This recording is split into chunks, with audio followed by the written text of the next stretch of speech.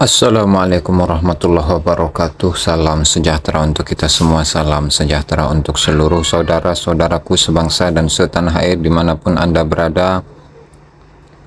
Kembali lagi bersama dengan saya Abdul Aziz Jazuli di channel ini.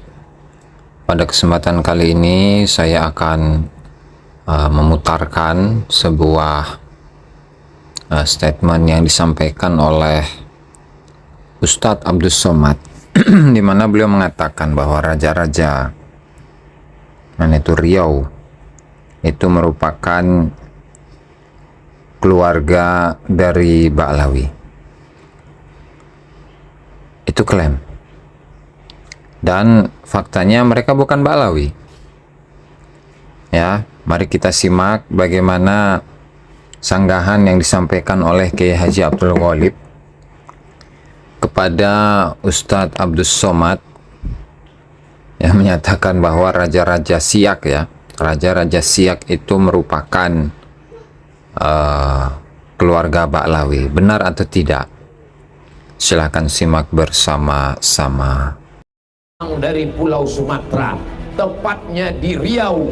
Kami dulu tinggal di kerajaan Siak Sri Indrapura.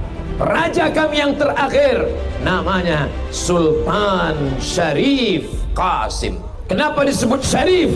Karena dia adalah Ba'lawi, keturunan dari Banahsan. Ada dari Rabithah Alawiyah di kuburan di makamnya tertulis bahwa Sayyid Syarif Utsman Shahabuddin adalah keturunan Banahsan Al-Ba'lawi, dan beliau menikah dengan anak Sultan Istana Siak Sri Indrapura. Assalamualaikum warahmatullahi wabarakatuh. Pada kesempatan yang sekian kalinya saya ditanyakan oleh kawan-kawan tentang video ini, padahal video ini sudah lama, namun saya semampunya akan menjelaskan kronologi sejarahnya.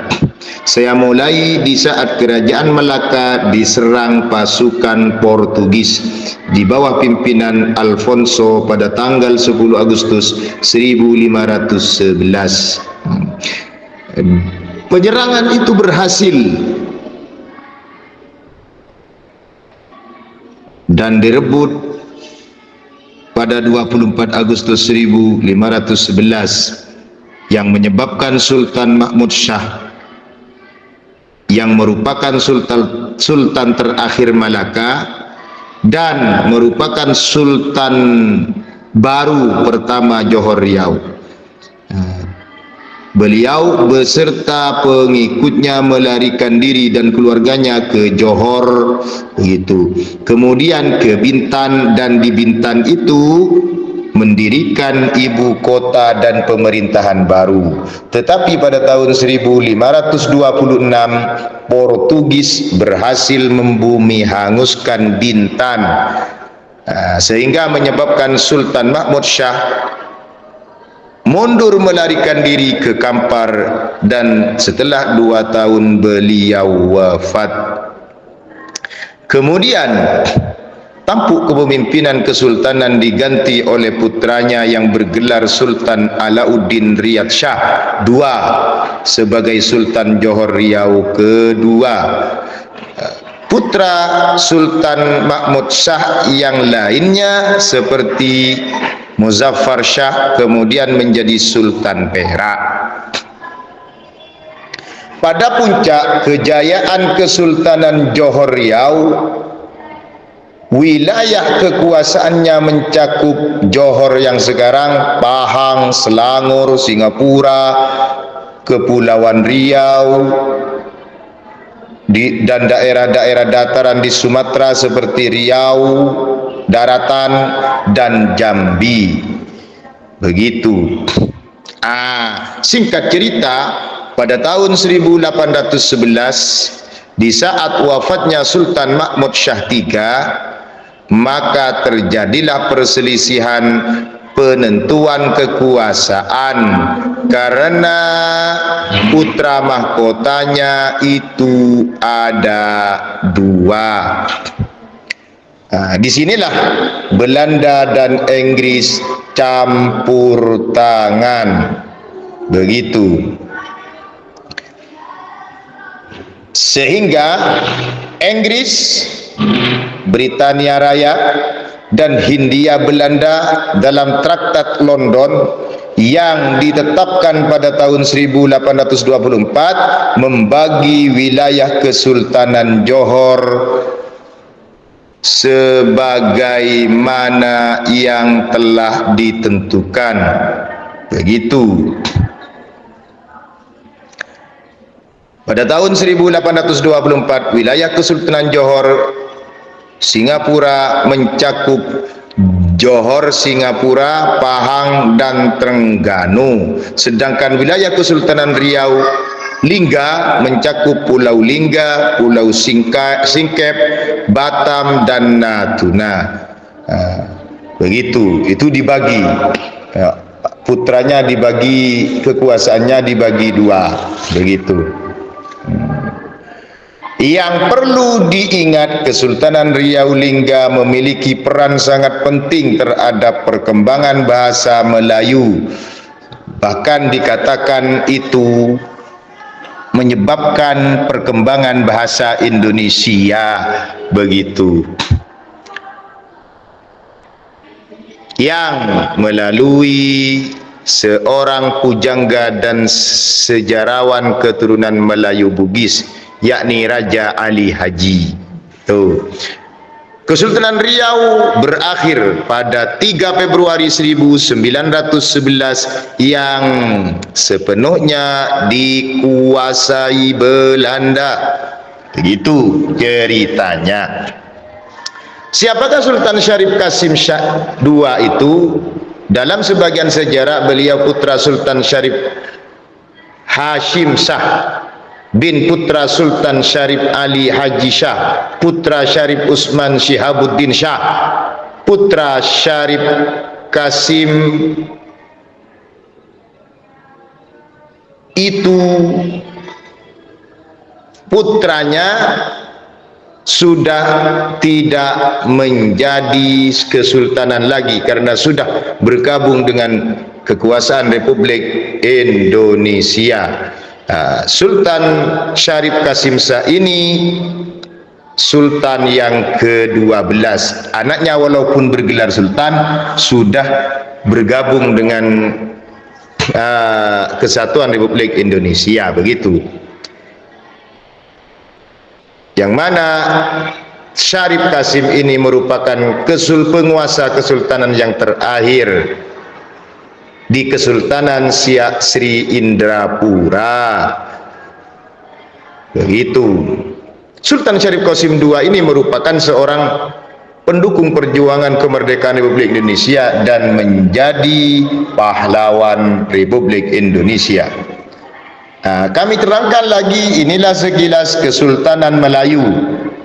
Sultan Syarif Muhammad Abdul Jalil Jalaluddin Shah berkuasa pada tahun 1746 sampai 1760 Masehi, diganti oleh Sultan Ismail Abdul Jalil Jalaluddin Shah yang berkuasa pada tahun 1760 sampai 1761, terus diganti oleh Sultan Syarif Abdul Jalil Alamuddin Shah yang berkuasa pada tahun 1761 sampai 1766, diganti oleh Sultan Syarif Muhammad Ali Abdul Jalil Muazzam Shah, itu tahun 1765 sampai 1779, terus diganti oleh Sultan Syarif Ismail Abdul Jalil Jalaluddin Shah berkuasa pada tahun 1779 sampai 1781, terus diganti oleh Sultan Syarif Yahya Abdul Jalil Muzaffar Shah pada tahun 1781 sampai 1791, terus diganti oleh Sultan Syarif Ali Abdul Jalil Jalaluddin Syarifuddin Shah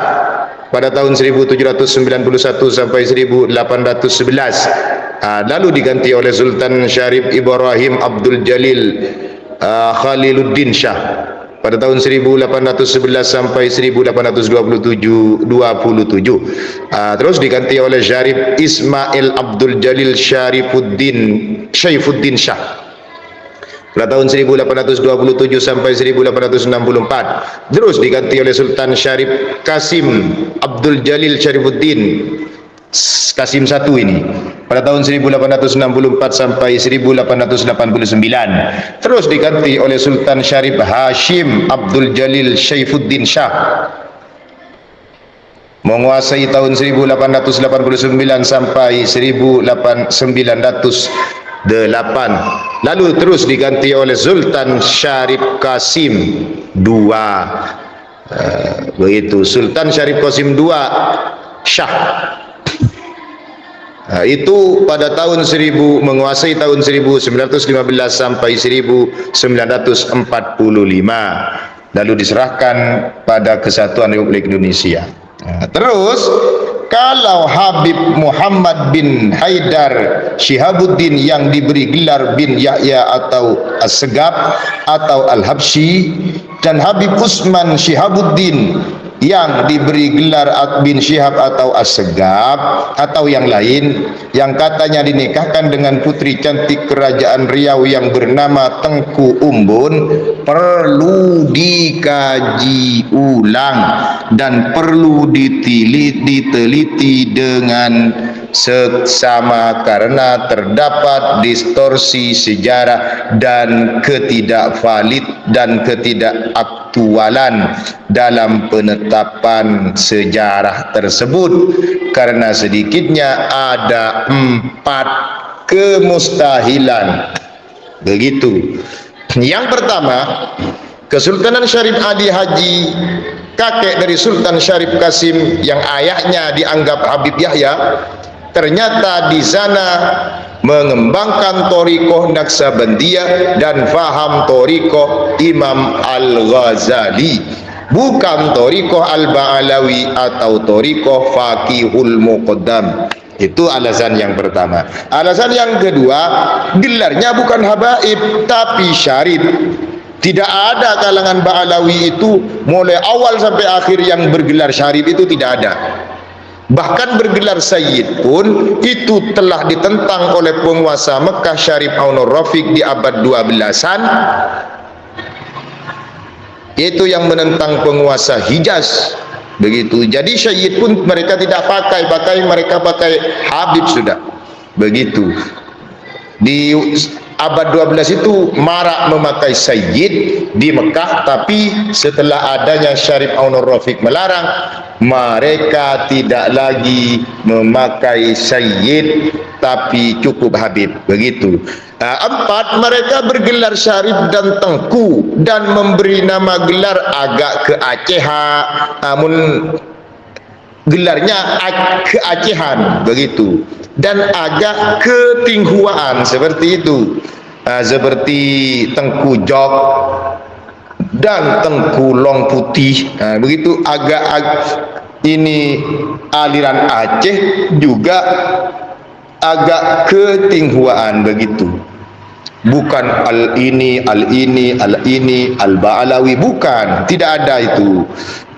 Oleh sebab itu perlu ini dikaji, tak ini takutnya perubahan sejarah oleh tangan-tangan jahil yang tidak bertanggung jawab. Maka karena sejarah merupakan jati diri seorang berbangsa dan bernegara, dan merupakan sebuah kehormatan sebuah negara, bagaimana sejarahnya bisa terjadi sejarah fiktif nanti, bisa menjadi sejarah yang tidak akurat nanti kalau dirubah oleh tangan-tangan jahil. Oleh sebab itu kami meminta kepada pemerintah yang baru, Bapak Haji Prabowo Subianto, yang merupakan macan Asia, untuk menyelidiki semua sejarah, distorsi sejarah, sejarah yang tidak cocok harus diluruskan demi jati diri rakyat Indonesia dan menghukum pelakunya yang tidak bertanggung jawab. Apabila memang betul, maka dibetulkan. Apabila salah, cari siapa yang merubah sejarah tersebut. Terima kasih.